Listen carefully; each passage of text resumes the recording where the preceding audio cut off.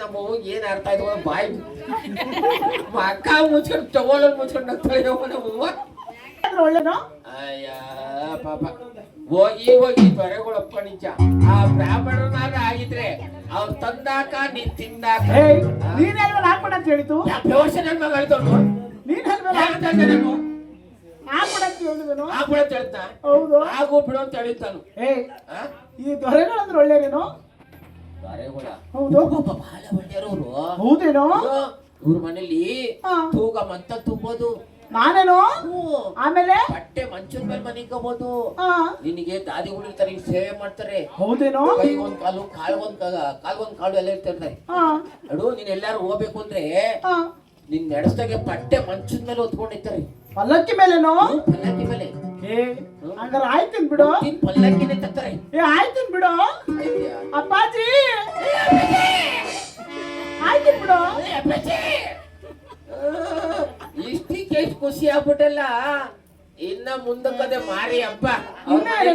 ಏನೇನ್ ಕೆಲಸ ಮಾಡ್ಬೇಕು ಏನ್ ಗೊತ್ತಾ ಅಡೋ, ಈ ದೊರೆಗಳು ಅಂತಂದ್ರೆ ಪಾಪ ಮಾತಿದ್ರೆ ನೋಡು ಅವ್ರದೊಂದು ಬುದ್ಧಿ ನೋಡು. ಏನದು ಮಾತಿದ್ರೆ ಪಾಪ ಉದ್ದ. ಅದು ಉದ್ದ ಅಲ್ಲ ಕಣ, ಯುದ್ಧವು. ಅದೇ ಉದ್ದ, ಯುದ್ಧ ಕಣ. ಯುದ್ಧನ? ಹೌದು. ನಾನೆಲ್ಲ ಉದ್ದ ಅಂತ ತಿಳ್ಕೊಂಡ್ಬಿಟ್ಟಿದ್ದಿ. ಯುದ್ಧ. ಓ ಯುದ್ಧ. ಹೌದು. ನೋಡು ಆ ಯುದ್ಧಕ್ಕೆ ಹೋಗ್ಬೇಕು. ಅವ್ರ ಮನೆ ಏನ್ ಗೊತ್ತಾ, ರಾಜ್ಯ ಸಂಪಾದನೆ ಮಾಡಕ್ಕೆ ಊರ್ ಮೇಲೆ ದಂಡೆ ಹೋಯ್ತಾನೆ ಇರ್ತಾರೆ. ಹೌದೇನೋ? ಆಮೇಲೆ ಆಮೇಲೆ ಪಾಪ ಆ ದಂಡೆ ತಗೋಬೇಕಾದ್ರೆ ನಿಮ್ಮ ಯಜಮಾನ ಹೋಗಿರ್ತಾರೆ ಜೊತೆಲಿ. ಯಾರು ಶತ್ರುಗಳು ಇಲ್ಲ ಬಂದೂಕುದಲ್ಲ ಇಲ್ಲ ಬಾಂಬ್ ಹಾಕುದು ಅಂತಂದ್ರೆ ಬಂದೂಕು ನೋಡಿದ್ರೆ ಹೆಂಗೋ ಇದ ಶವನಾರು ಸಿಗ್ತದೆ. ಬಾಂಬ್ ಹಾಕುದ್ರು ಅಂತಂದ್ರೆ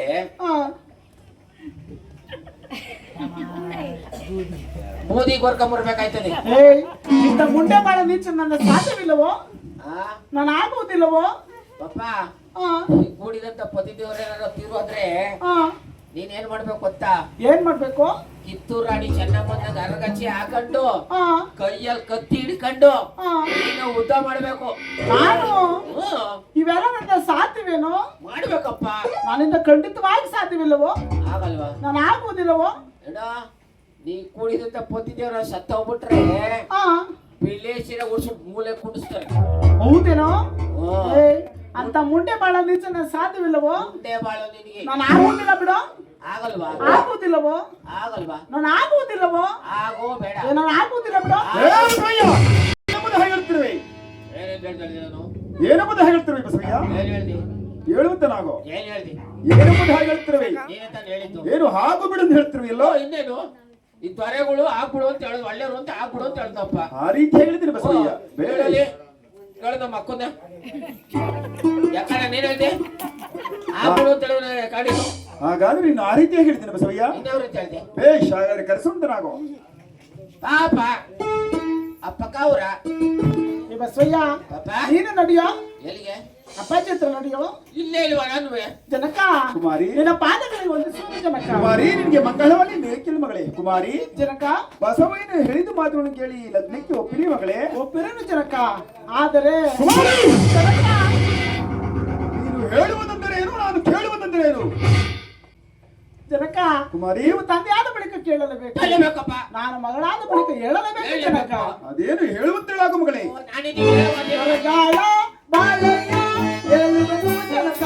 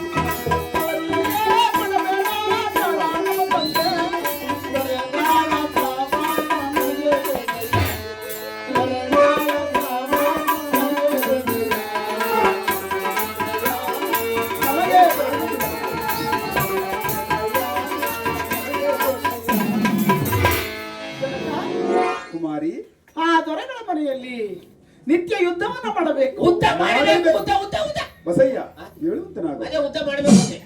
ಜನಕ, ಕುಮಾರಿ ನಾನು ಕೂಡಿದಂತ ಪತಿ ದೇವರು ಯುದ್ಧದಲ್ಲಿ ಮೃತಪಟ್ಟರೆ ನನಗೆ ಮುಂದೆ ಬಾಳಾಗುವುದು ಜನಕ. ಏನಾಗಲ್ಲ. ಅದೇನು ಆಗುವುದಿಲ್ಲ ಮಗಳೇ. ಅಂತ ಬಾಳ ನಿಚ್ಚಂದ್ರೆ ಸಾಧ್ಯವಿಲ್ಲ. ಯಾರು ಬರೀತಾರೆ, ಯುದ್ಧದಲ್ಲಿ ಈ ನಿಮ್ಮ ಅಂತಃಪುರದಲ್ಲಿ ಕೊಟ್ಟು ಲಗ್ನ ಮಾಡಿ ಜನಕ. ಕುಮಾರಿ ಜನಕ, ಹೋಗಲಿ ಬಿಡಮ್ಮ, ಮತ್ತೊಬ್ಬರ ವಿಚಾರವನ್ನು ಹೇಳ್ತೇನೆ, ಕೇಳಿ ತಿಳಿದುಕೊಂಡು ಲಗ್ನಕ್ಕೆ ಒಪ್ಪಿಕೋ ಮಗಳೇ. ಅವರು ಒಳ್ಳೆಯವರೇ, ತುಂಬಾ ಒಳ್ಳೆಯವರು ಮಗಳೇ. ಹೇಳುವರಾಗಿ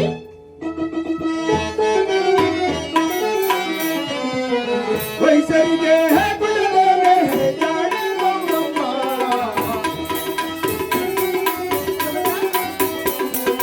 ವೈಸರಿಗೆ ಕೊಡಲೇನೆ ಜಾಣೆ ಗೌರಮ್ಮ. ವೈಸರಿಗೆ ಕೊಡಲೇನೆ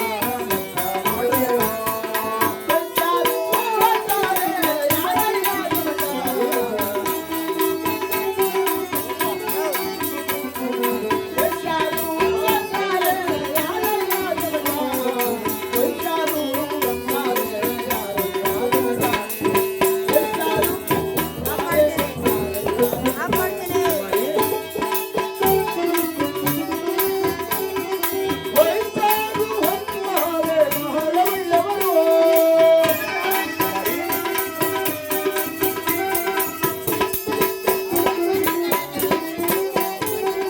ವೈಸಾರು ಹೊನ್ನಾರೆ ಬಹಳ ಒಳ್ಳೆಯವರು. ವೈಸಾರು ಹೊನ್ನಾರೆ ಬಹಳ ಒಳ್ಳೆಯವರು. ಬಹಳ ಒಳ್ಳೆಯವರು. ಕವಿ ಕವಿ ನಮ್ಮ ಮಗಳೇ ಜಾಣೆ ಗೌರಮ್ಮ. ಜಾಣೆ ಗೌರಮ್ಮ. ಜಾಣೆ ಗೌರಮ್ಮ. ಜಾಣೆ ಗೌರಮ್ಮ. ಜಾಣೆ ಗೌರಮ್ಮ. ಜಾಣೆ ಗೌರಮ್ಮ. ಕುಮಾರಿ, ಜನಕ, ವೈಶ್ಯರೆಂದರೆ ಲಕ್ಷ್ಮೀಪುತ್ರಿಯರ ಮಗಳೇ. ಅವರು ನೀನು ಮದುವೆ ಆದರೆ ಸುಖದಿಂದ ಇರಬಹುದು. ಆದ್ದರಿಂದ ವೈಶ್ಯರನ್ನು ನೀನು ಮದುವೆಯಾಗ ಮಗಳೇ. ಜನಕ